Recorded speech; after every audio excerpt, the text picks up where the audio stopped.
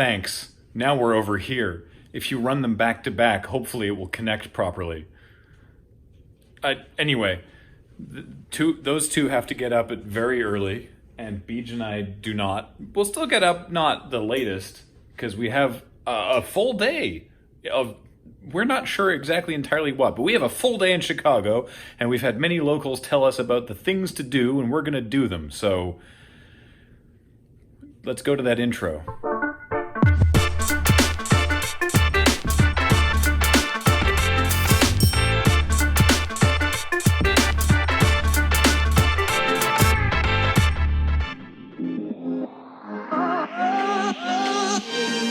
Hi, I'm about to enjoy the first of many coffees today, but first a brief fill-in on everything that we did this morning. Gotten out of bed a little later than planned, but the others got up at 5, so that kind of messed with my sleep. Headed down to the FedEx to get a shipping box. Packed up and shipped a box of lovely things that people brought us at the convention. Got a lift over to Logan Square, where we're meeting Max. And now we find ourselves at Passion House, which Max says is your favorite roastery? It's up there. It's up there. They have my favorite cappuccino in Chicago. Okay. But they roast Rolling on coffee. I think it's excellent. It smells amazing. This one is called the Lucy in the Sky with Diamonds. So Yeah. we're gonna eat some orange slices when we're done with this. I'm sorry for the way we are. Oh no, it's cool. It's mostly Graham. It makes me feel less awkward about asking to do this. No worries. Not only am I making content, the cafe is making content. It's great. Humans have to beat of Instagram and Yeah. content.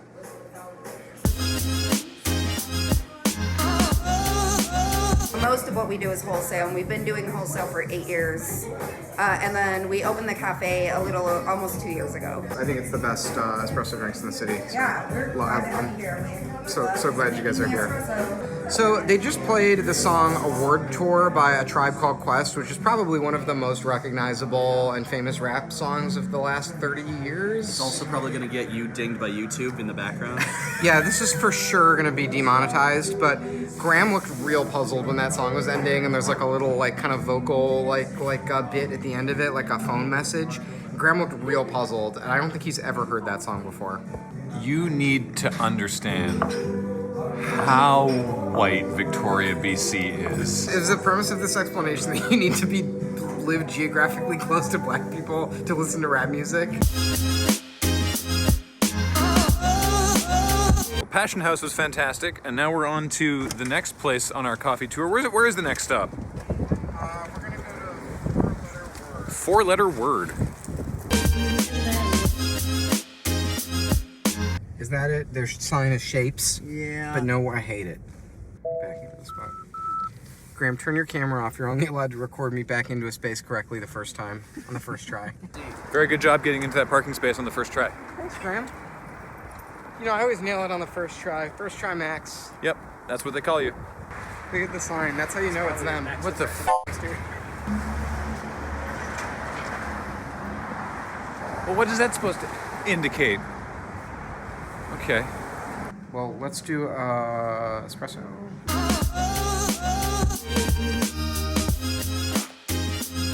Graham, I feel bad. I've had so much coffee. Got really good, really close in on my whiskers there. Beej doesn't drink coffee. How you feeling right now, buddy? Normal. We've had a lot of caffeine. Have I? I can feel my brain vibrating, trying to get out of my skull. Yeah, my blood feels like it's moving very quickly. It's just not I normal. haven't even taken the weights off yet. That is very bitter. Like it wasted its best years in a That's relationship. really nice. That ain't my jam. You don't like the cap? No, I don't. It is very coffee to me. Too coffee. I don't coffee, so it's This is kind of trial by fire today. it's very like. This is gonna sound really shitty because I know the coffee is probably good, but to me it tastes burnt. I don't want to waste the cappuccino. Hang on. How much coffee did you drink? I can't. The leverage didn't work out in a way that made it so that I could extract myself from that table.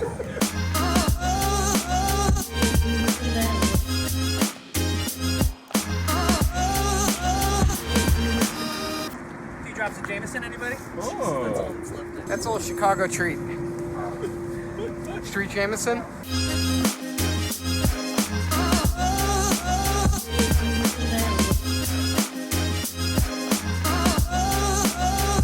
You're gonna get, that's the coffee coming out of the thing. Yeah, wow. You can really smell the they're actively roasting right now, and it definitely I'm used to that smell when we used to be right near Fernwood. I love that smell.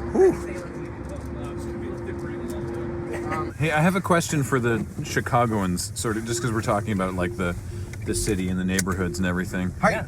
How annoyed was Chicago as a whole when the Nolan Batman movies were like, oh yeah, Gotham, that city that's always explicitly been Chicago, is New York now? Not very. I think most of us only care about how it impacts our lives. So if there's less filming happening, then usually it's a good thing. Yeah. I will say, being from the Cleveland area, I was really pissed that they called in Pittsburgh to fill in the gap. And put Hines Ward on the field. Ooh, how cool for the Gotham Rogues. Anyway, that's my personal feeling. Max, you were going to say something? Oh, I like that the only good one was filmed in Chicago, so that's fine. We're gonna go to Florial, which is a French bakery. We're gonna get some pastries, and then we're gonna take them back and watch the Apple keynote. Coffee, pastries, and watching an Apple event. You just described my ideal Sunday. Look, we understand that there's deep-seated opinions about pizza, but it did sort of get to the point where we were saying that if people kept asking us where we ended up getting our Chicago deep dish pizza, we were pretty close to saying F it, Domino's. We didn't, but we were close to just saying that. I'm gonna give you the straight chalk on Chicago style pizza. I enjoy it. It's fine, but it isn't. People from Chicago do not eat deep dish. Like, I only ever eat deep dish when I'm eating it with tourists. Yes. The true Chicago style pizza is tavern style, which is a buttery, flaky cornmeal crust, and it's thin. It's real thin and crackery, and then it's party cut into little squares. And it's kind of a bar snack. It used to be, it was made by bars in Chicago, so when like guys were coming home from the factory, they'd stop in for a beer and you'd eat a couple pieces of this like salty little pizza, and then you would drink more beers. That's the true Chicago style pizza. It's only available in Chicago. You cannot find it anywhere else in the world. And it's way better than deep dish. And that's what you should have if you have pizza here, and that will blow your face off. It's so good. You're the only person to tell us that. Everyone else is just arguing about which place to get deep dish. Graham, let me be honest with you. Nobody knows what the they're talking about anything except for me. Okay, just check with me. You have my number. Just check with me. If you want to know what movies to watch, I got you. Deep dish pizza, sure, it's the same ingredients as pizza, but if somebody says, let's get pizza, nobody ever thinks deep dish. Yeah. Like, it's a very special thing, usually from people visiting outside the city. And plus, you have to like clear your schedule when you eat it, because you're gonna have to like take a huge shit and It's your nap whole for day. hours Yeah. afterwards. Yeah. Sometimes both at the same time. That's why we ordered delivery. These are the special pastries that are like seasonal or just like available today. I have had this passion fruit tart before. That's what I'm gonna get. It's one of the best things I've ever eaten.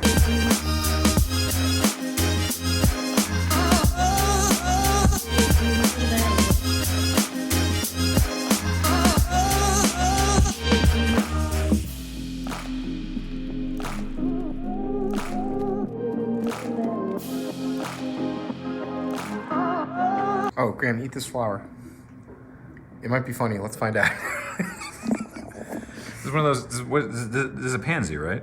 These are technically edible, and it was put on this lovely-looking passion fruit tart. So I can only assume that this flower is intended to be eaten.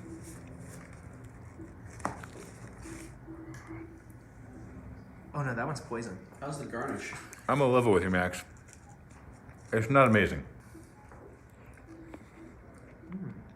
Okay, that's astounding. Good save. Definitely makes the pansy worthwhile. Holy shit, actually. Wow, that's... Graham, you got all something. Over here? I think you got it. Over here? Yeah, you're good. Great. Yeah. Cool. Anything passion fruit flavored hits big nostalgia buttons for me. Oh, really? Because, yeah, when I was much younger, when I was visiting family in England, we would have... They just called it fruit juice with breakfast. But it was always passion fruit flavored. It's like a big, just like breakfast juice flavor in England. And so anything passion fruit flavored like really takes me back. Also, that's delicious. Max is going to give us a tour of this office? This is the Cards Against Humanity office. It's a co-working space. So there's about 100 and something people who work here. No startups. It's all sort of independent, creative people. So we have game designers, artists, illustrators, comedy writers, podcasters, political organizers. There's a beekeeper, some sleep researchers, all kinds of interesting and eclectic people. This is like our bike room. This is where people come in. Also a mailing room, so like a lot of people do Kickstarter projects, and it's kind of nice to you can assembly line Kickstarter fulfillment out of here. This is for Father's Day, so Target wanted us to do something for Father's Day, but they wanted us to be displayed. They wanted us to do a Cards Against Humanity thing, but they wanted it to go in the a display called Movies for Dad, and it was us and 2 movie studios. So we did a dad expansion, a dad pack, and we packaged it in fake movie DVDs that we designed as a honeypot for dads. So these are all fake movies. Actually, a lot of these were written we made a Markov chain generator. So we took famous movies and then we created a Markov chain generator to generate new movie names. So Ocean Mission Dark Tide was definitely one of the ones that was written by a computer. And then we wrote the taglines for all of them, High Five, the tagline is up high, down low, too slow. That was really good. I think it's the time games. I like the tagline. Swedish compromise.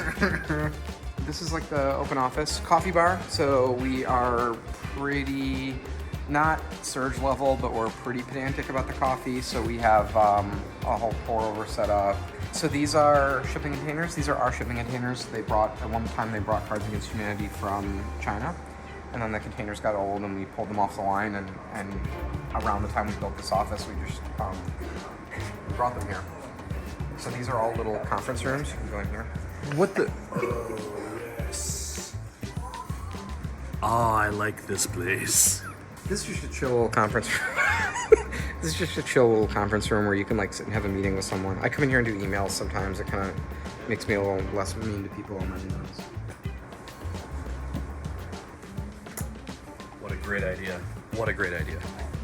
That's not what I thought it was going to look like when Max opened that door. That was amazing. This is the war room. So we have standing meetings here. Some people just work here during the day. Also really nice for board games. These are actual people doing their jobs, so we'll try to get out of their way. But this is our library. So it's a lot of design. It's mainly design books and comics and things that we've used for reference over the years. And this is our game library. So for different events that we have or for playtesting stuff. I also when I'm prototyping something, a lot of times I will steal pieces out of other games just because it's quick to be oh, I want the tokens from this game and the dice from this game. This is our head writers, Joe and Julia. This is Eli and Gino, co-creator of Cards Against Humanity. This is Eli's portrait on the wall here. We commissioned this oil painting of Eli on some Chinese website. There's our Webbies. I don't know what the rest of them are. Some of them are actually impressive. Nice to meet you both. Nice to meet you. Great to see you again. Goodbye. This is our Lego room. So it's a Lego wall, and you can kind of build on the wall here. And we have these are all our pieces. And then I have my complete collection of Animorphs books over here. This is another shipping container room. So these are little phone booths. They're really good for if you're doing solo podcast recording, voiceover, phone calls, anything like that. You can kind of pop in there and have a quiet room. This is all office supplies. Also really great for game design. Having little organized drawers of office supplies is a great game design hack. This is our small recording studio. So, Holy. Wow. Yeah. so this is Just what we do. the change in sound when we came inside here. Yeah. Holy moly. Yep. This is where Jen and Trin record. This is our smaller shows, and this is just sort of an analog to digital thing you can plug into your laptop for 4 people.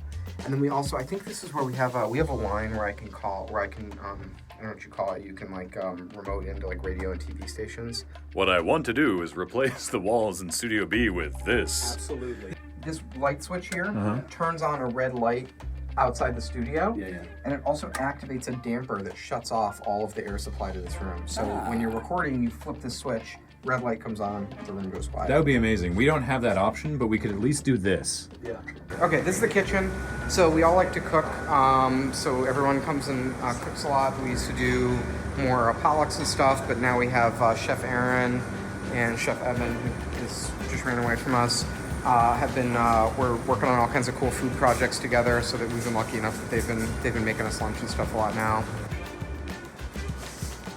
So this is the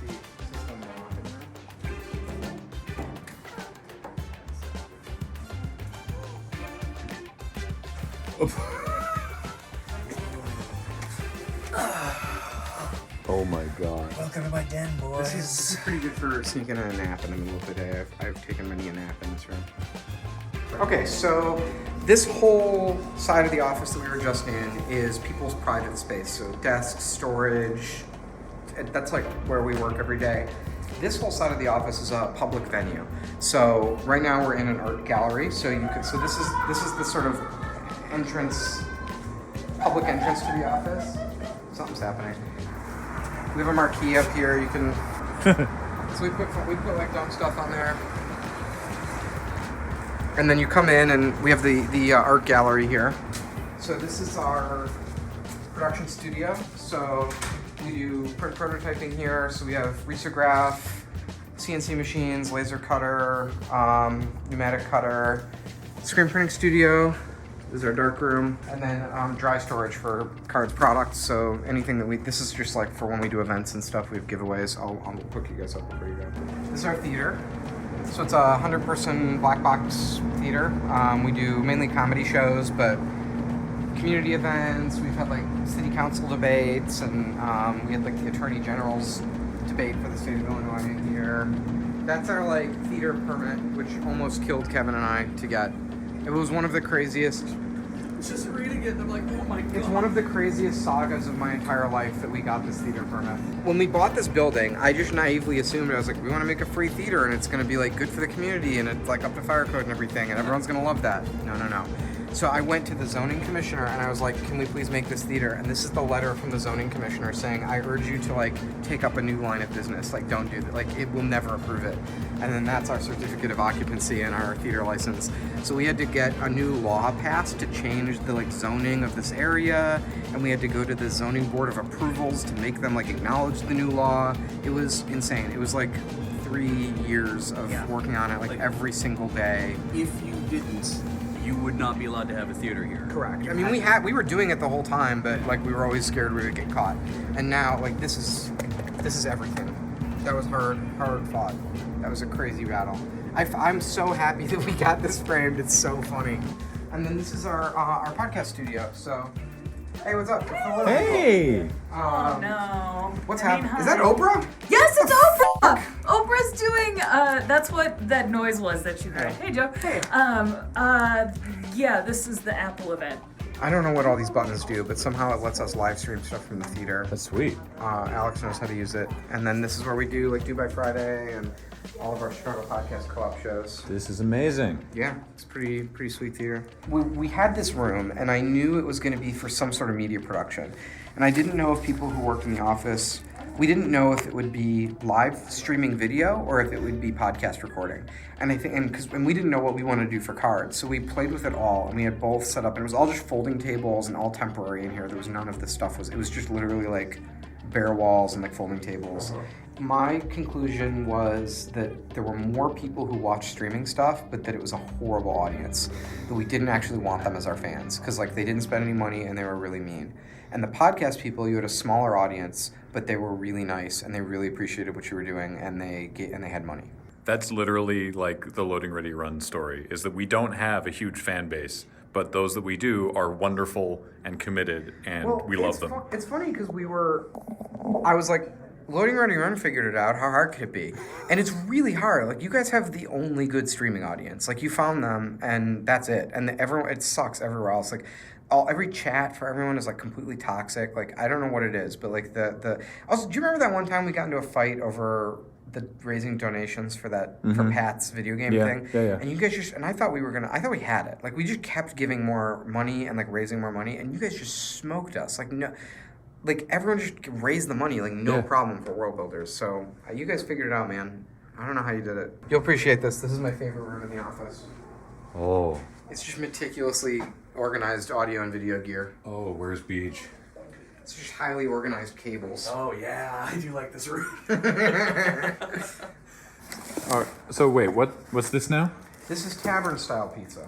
So this is the true Chicago style pizza. Let me get the book. That is an ominous thing to say before you leave the room. What's up? We have Kevin's getting the book. So Steve Dolinsky is like the guy in Chicago food, and he just wrote this book. This is great. Yeah. Chicago, so here's what Steve says. Chicago is the city that works, and immigrants who originally built the roads, bridges, and skyscrapers loved to end the workday at the neighborhood tavern for a beer. Intuitive bar owners realized that they could make ultra-thin pizzas for cheap, cut the pies into tiny squares, known as the party cut, and then pass the bite-sized snacks around the bar. The goal was to get something salty into the customers' mouths so they'd order more beer. And that launched Chicago tavern-style pizza, also known as Chicago-style thin. Not like anything I've ever had before. This is my sort of like childhood, like I'm like very nostalgic for this kind of pizza. Like when I order a pizza, this is what I order. And like when I think about how good pizza is, this is what I'm thinking about. This is like the true shit. Jen, this is Jen. She's amazing. We were talking about pizza varieties of the backlight maybe will be bad. Okay. We were talking about varieties of pizza. And did you see this that Giordano's tweeted at us No, really? because I spelled their name wrong? Did they give you crap for it? Yeah, they were like, "Oh, don't worry, you'll be able to spell it right once you have it and find out that we're the best." Did you apologize because you're Canadian? I didn't say shit. The thing is, I spelled their name wrong, so the only way they found out about us was by searching the other people's names. That is a them problem. Yeah. Wow, that's sneaky pizza shit. Are you allowed to swear on this? Oh yeah. Okay, cool. Yeah, no, because I tagged you as well, so I was like, I gotta talk to Jen about I'll this. read my mentions. Smart. Yeah, it's mostly just sad pizza guys, I guess. I'm a happy pizza girl. Yeah, we got different, better pizza. You saying he only ever eats deep dish with tourists who are like, I gotta have deep dish. No way. I eat deep dish like maybe once every couple months. It's just Okay. you have to like budget time to sleep afterwards. You do. Like it can't be a thing. You can't have it for lunch because then your day is gone. If you have it for dinner, you have to like be on the couch for the rest of the When night. we ordered it in at our hotel room, which was the smart move, because then we all just basically sat very still and went to bed. Yeah, that's exactly what you have to do. And so, there's a time and a place for that.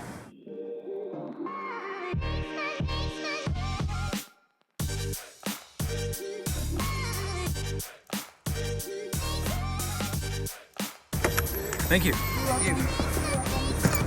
Boy, she was Aggressive? I was gonna say a forthright driver. Absolutely. Very sure of where she was going. Yes. What's the opposite of defensive driver? It is aggressive? I think it's aggressive. Assertive. Assertive driver, thank Yes. you. Yes, that's what that was. And now we're downtown at the park. Good. Yeah, I we can- both have a copy of the bigger, blacker box that we're lugging around now. I have my own sack. Yeah, we have a lot of Cards Against Humanity now. This is great. I can see the bean from here.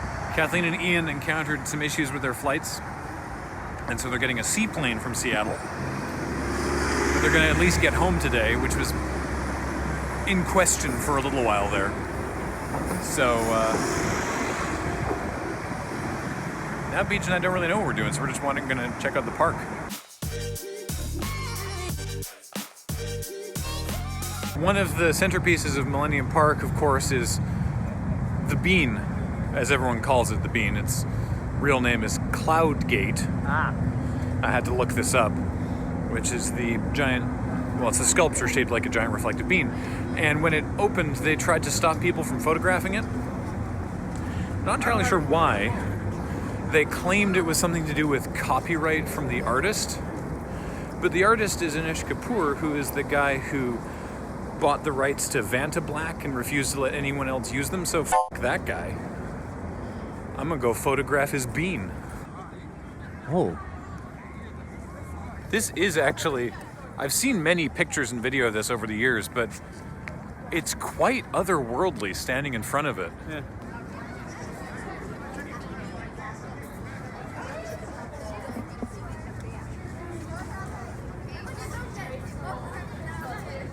This is sort of unreal, honestly.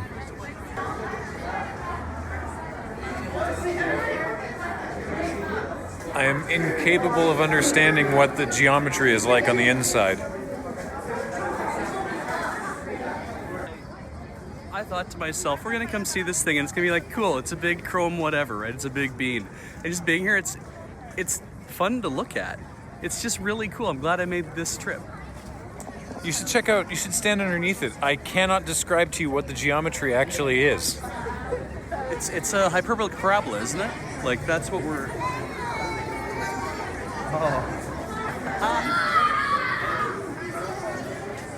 I'll give it to Anish. He certainly made a very cool thing. He might still be a jerk, but he still made a very cool thing.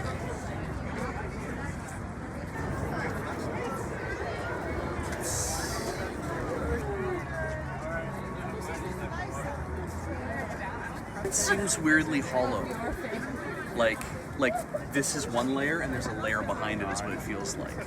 Like when I look at it, it feels like there's something reflective behind this surface. I don't think that's the case. I don't know why. Maybe it's because it's so big and there's no borders. Yeah. But it looks like you are touching a beej from an alternate universe. It doesn't look like your reflection. It looks like there's a place in there. Bad news, Beej. Bad news, Beej. Well, I'll say this for Mr. Kapoor. He's made a hell of a thing. And if I made myself not enjoy things that were made by jerks, I wouldn't be recording this on an iPhone. So it's... Well, now there's the rest of this park. Yeah. What the hell is this? Oh, that's a great lawn there. Great lawn. Great lawn. By the way, the bean is way bigger in person than it looks in photos. Yeah. Now we're on the Nicholas Bridgeway, which I hope takes us where we want to go. Oh, wow.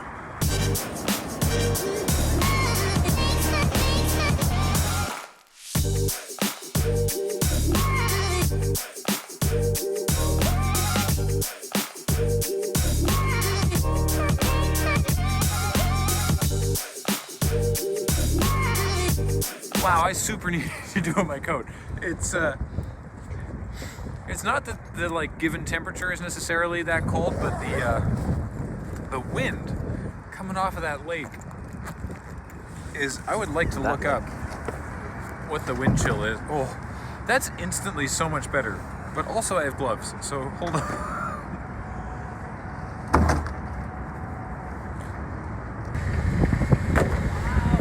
Beej and I are discovering that more than their pizza, Chicagoans really love Chicago.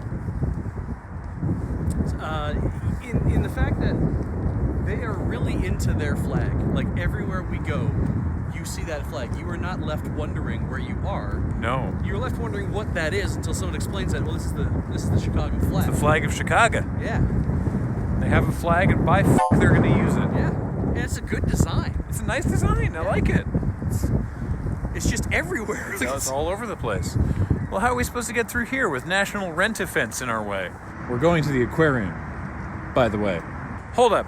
So we're down right on Lake Michigan now, on our way to the aquarium. And there's a ladder like a pool. Yeah. Like people expect you to get in this. Well, Beej is going to go touch the water. All my good shit's on this hand, my wedding ring and my Apple Watch. So we're gonna use the hand that I use for everything else. I'm gonna touch Lake Michigan.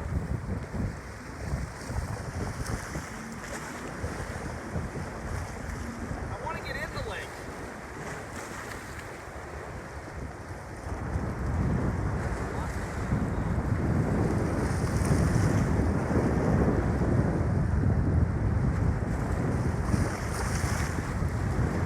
That water's cold. I'm astonished you didn't get got by a wave there. And it's deep too. I am truly astounded you did not just get up to your ankles and wash. I get it with oceans, you know. I've never actually touched the Atlantic. Boston being the furthest east I've ever gone, we've never been down to the water. That's right, we haven't. But the lakes, I don't need to touch a lake. Oh, look, part of a couch. Like, oh, okay, so like Okanagan and Skaha are kind of my lakes. Those are lakes I love. Nice and big. I've been to Cold Lake, spreads out for quite some distance. I get the Great Lake thing because you look out and when the land stops, it's nothing. Okanagan and Skaha, you can see like the hillside, you can see like it's carved into whatever. There's all sorts of surrounding scenery. This is a line that divides sea from sky, and that's it. I was saying this before. Back home, I lived in Victoria all my life. Back home, we have the Olympic Mountains over there.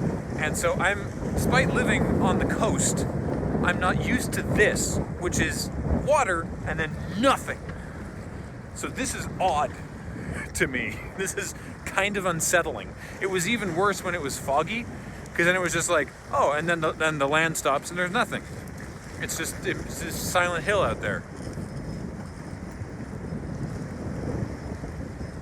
If it says no swimming, Yeah. why are there those ladders? In case you fall in, I have to assume. Like if you're down here and you're drunk and you're fucking up, Oh, I it's guess so windy. it has to be This like sound must be terrible. Yeah. I think I figured out why you're not supposed to swim in this lake. I think it's just a bad idea.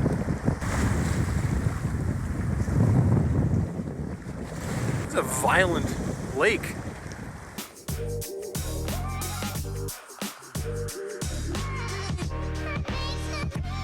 Well, I guess we're not going to the aquarium. See if this is going to be a tour of museums just about to close.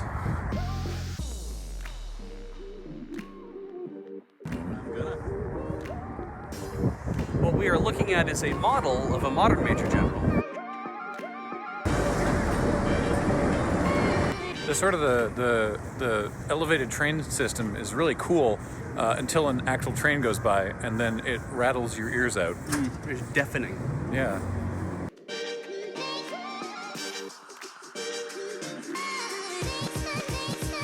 Beej and I have found dinner in a food hall at I guess a mall downtown. They have a movie theater here, but no movies we were super interested in seeing at this moment.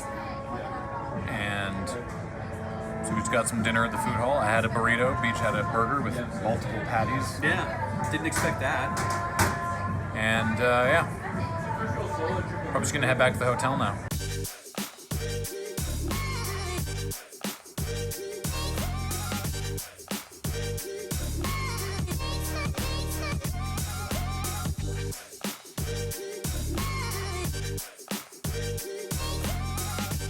Oh, that's our day. We're back now. We both have a fully stocked, bigger, blacker box and a greater appreciation of how cold Lake Michigan is. So that's exciting. Didn't get to see any of the actual attractions that we planned to, but I bought new shoes. It's weird. It feels like it was a really full day, despite the fact that it also feels like we didn't do very much. What time is it? 7:30. 7:30. Yeah. Wow. I'm gonna do some laundry. Ooh. I'm gonna import some footage. Is that a euphemism?